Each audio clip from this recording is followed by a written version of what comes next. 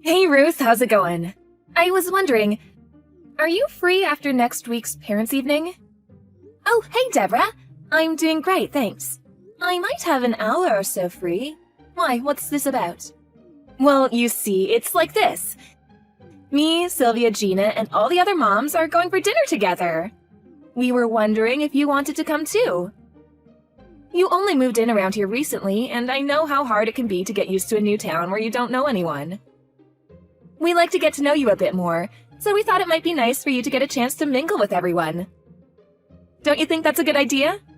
Thanks for thinking of me. It really means a lot. But I'm sorry, Deborah. I'm not going to be able to make it for the dinner. I have plans, so I'd only end up having to leave halfway through. I'd love to come if I had the time, but yeah, sorry. I'm super appreciative of the invite, though. You have plans? What kind of plans? I'm going to see a play with my daughter. She wants to be a stage actress one day, so she can't wait to go and see what the real thing's like. It really is a shame. I'm free all Saturday this week, but I guess you guys won't be doing anything then. An actress? With that face? Excuse me? Listen, Ruth, I'm gonna tell you something as a friend now. I don't think you understand how difficult it is to make it in show business. You wouldn't believe how many times I've applied for my own daughter to get an audition as a child actor. She got rejected every time. She never even made it past the initial screening. I see. I'm sorry to hear that. But my daughter doesn't want to just do it while she's young. She wants to make a career out of it. It's all the same. She'll only end up not making any money and leeching off of you. To be honest, you'd be better off just making her give up on the dream before she wastes any more time on it. How can I tell her to give up on her dream when she hasn't even auditioned yet? I want my daughter to learn what it means to work hard towards accomplishing a worthy goal. If she says that's what she wants to do, I intend to support her every step of the way. I had my suspicions, and yep, there it is. You just want people to think you're interesting, don't you? It's so obvious, admit it. I mean, really? This is kinda cringy, Ruth. Could you, stop? I really don't know what you mean. To think we went out of our way to invite you, and this is how you repay our kindness? You're such a letdown. Things could get quite difficult for you in this town if you refuse the kindness of your friends. You know that, don't you? Please don't misunderstand me. I'm super grateful for the invite, I really am. But I can't just remain silent while you insult my daughter's appearance or tell me I should force her to give up on her dreams. To be honest, what you said made me uncomfortable, and I'd appreciate if you kept those kinds of comments to yourself in the future. What? And, Deborah, I think you should be careful not to use that kind of language in front of the kids. They're very impressionable. I have to go now. Goodbye.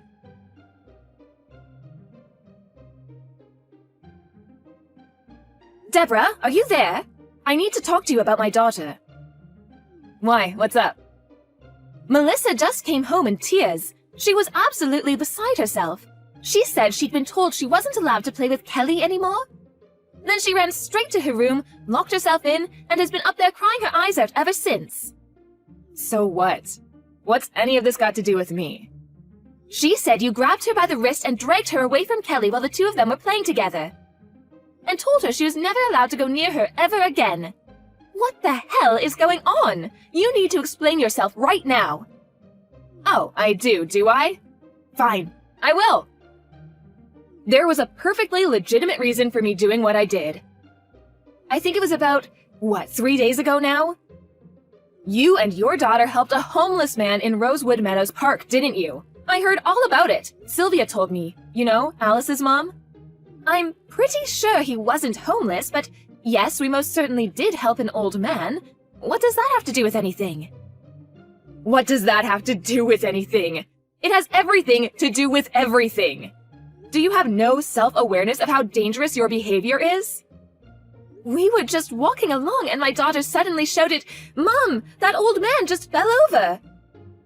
When we went over to see if he was okay, he told us he tripped and lost his footing and that his ankle hurt. So we just helped him to his feet and made sure he was okay. Which part of that constitutes dangerous behavior? I'm kind of confused. Wow, really? What's to wow about? Yes, really? Gah, goodness gracious me, some people. Let me make this very clear. You're a public nuisance. You may have thought you were being the good Samaritan, but please try to see this from the perspective of the other locals. Do you not see how what you did was dangerous? Public nuisance? Dangerous? Firstly, if you touch a homeless person, you'll be covered in germs. Then, if your daughter went on to play on the playground equipment, she'd spread them to all the other kids, including my daughter. Germs? That's hardly a problem as long as you wash your hands. Isn't that just common sense? And that's not all. Now that one little schoolgirl's been nice to him, what if he gets the wrong idea and starts going around trying to befriend others? Due to your foolish actions, your daughter will let her guard down around people she should have a healthy mistrust of.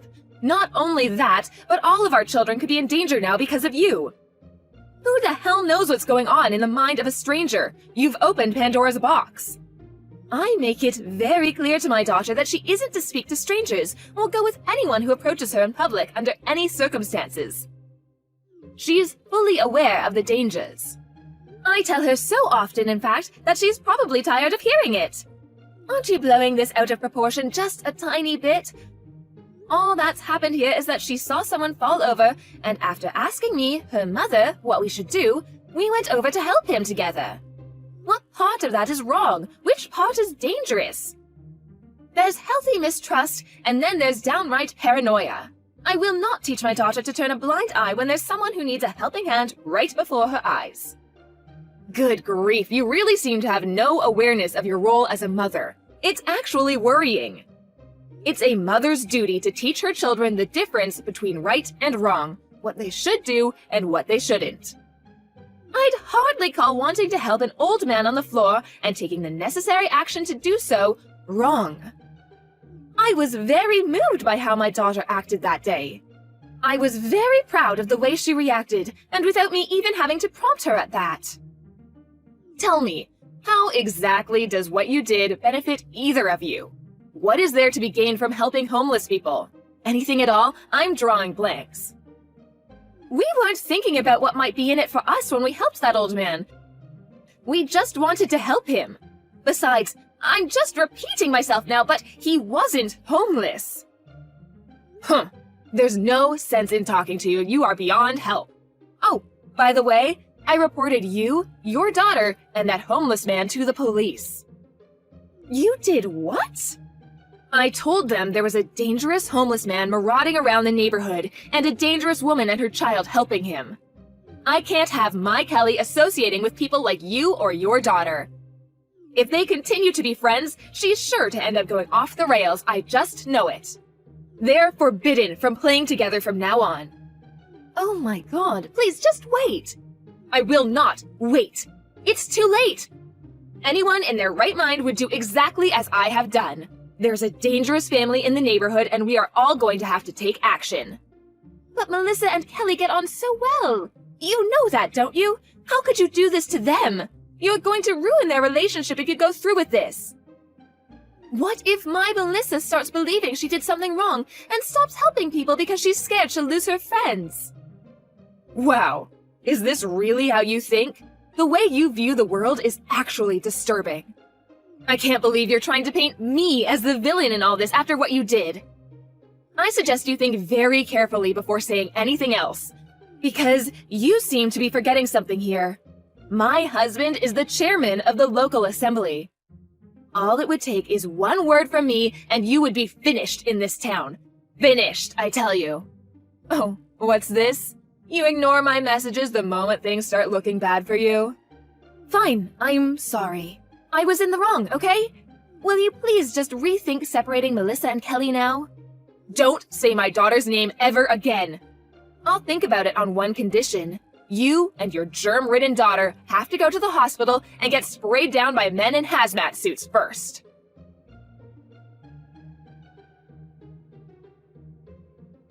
What's going on? What do you mean? That sports car! No, that's not our car. You can't hide anything from me. I know things. You're gonna overshadow me and my husband owning a beauty like that. Did you even think this through? I know, let's trade. Your car for ours, okay? If you do, I'll let your daughter play with my Kelly again. Come on, that sounds good, doesn't it? No, listen, it really isn't my car. Huh? Well, whose is it then? Since when do you know someone with a sports car? It belongs to the homeless guy from before. What? A homeless guy with a sports car? That makes zero sense. What are you talking about? Start being reasonable, woman. Listen, Deborah, I told you before, but he's not homeless. He's a movie director. A movie director? What?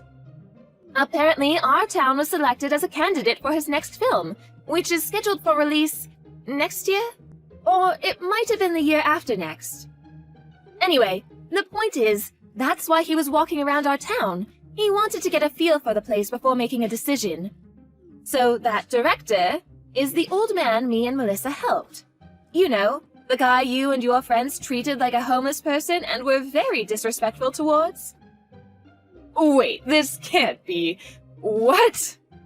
How can a homeless guy be a movie director? For the 1000th time, he isn't homeless.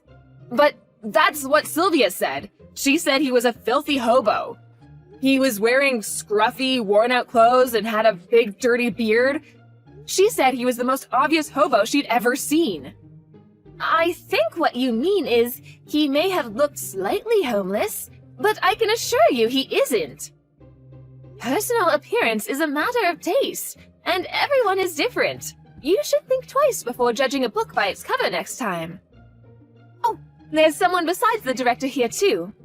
The person who guided him as he explored the town, the mayor. The mayor?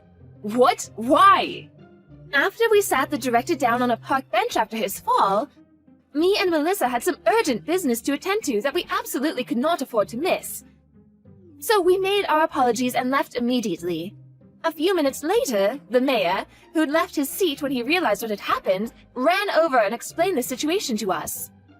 He insisted on thanking me and my daughter for what we did, but we really were in a rush, so after giving him my number, we went on our way. He phoned me earlier today to check he had the right person, and after further explaining the situation with the director, he came over to our house. The mayor is at your house? This can't be. Hey, would you mind if I came over too? I can be there really quickly. Why would you come to my house? Isn't it obvious? To get my daughter a job as a child actor in his movie. A chance like this doesn't come around twice. I absolutely have to come. I hate to tell you this, Deborah, but I think it'd be super awkward if you did. I don't have time to be worrying about trivialities like that. My daughter's chance at finally being someone and making it as a big-time celebrity is here, right before my eyes, and I won't let it slip. She deserves this. I deserve this. Please take some deep breaths and calm down. How can I calm down in this situation? This is not the time to be calm. This is the time for action. Your husband plans on running for mayor, doesn't he? Huh? Well, yes, he does, but so what? I was really anxious about the threat you made before. You said we'd be finished in this town, didn't you? I took that as you basically threatening to make our lives so difficult we'd have to leave. I thought this was the perfect opportunity to ease my worries, so we had a chat, me and the mayor. You did? About what? The director was sat on the sofa beside us, and he happened to overhear the conversation.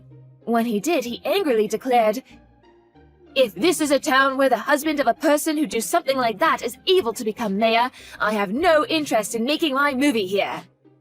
Apparently, the mayor's currently in talks to have your husband removed from the list of candidates for the mayoral election. We're just a small town off the beaten track, you know. Revitalization opportunities like this only come around once in a blue moon. Losing this movie is the last thing the mayor wants. It's a real shame how this worked out for you.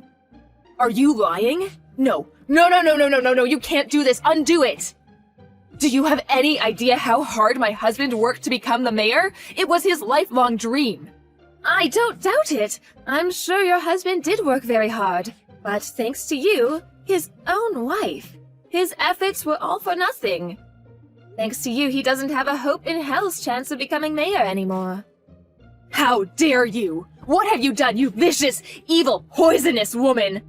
I will never forgive you for this. Never! I don't give a heck whether you forgive me or not. You should think about how threatening to ruin someone's life might make them feel.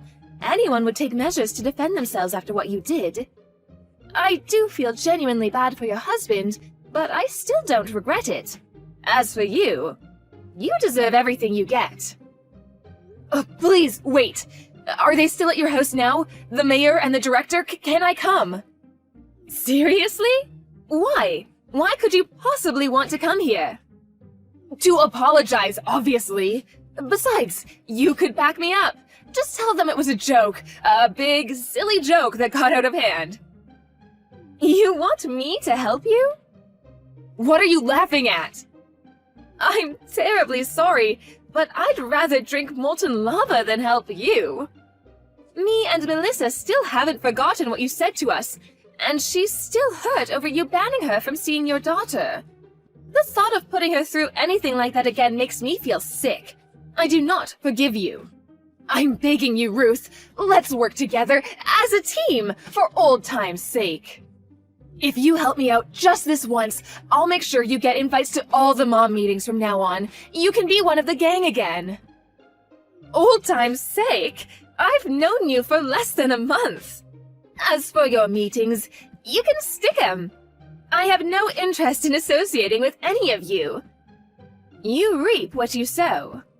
Why would you say such a thing? Think about how badly this is going to affect me and my family. Not only that, but my husband's going to be furious with me. How do I even tell him? Oh my god. You wouldn't want to destroy a happy family, would you?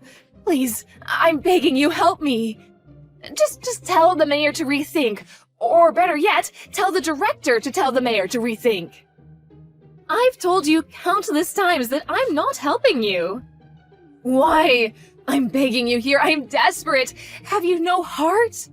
You said it yourself, Deborah, remember? There's nothing to be gained from helping people.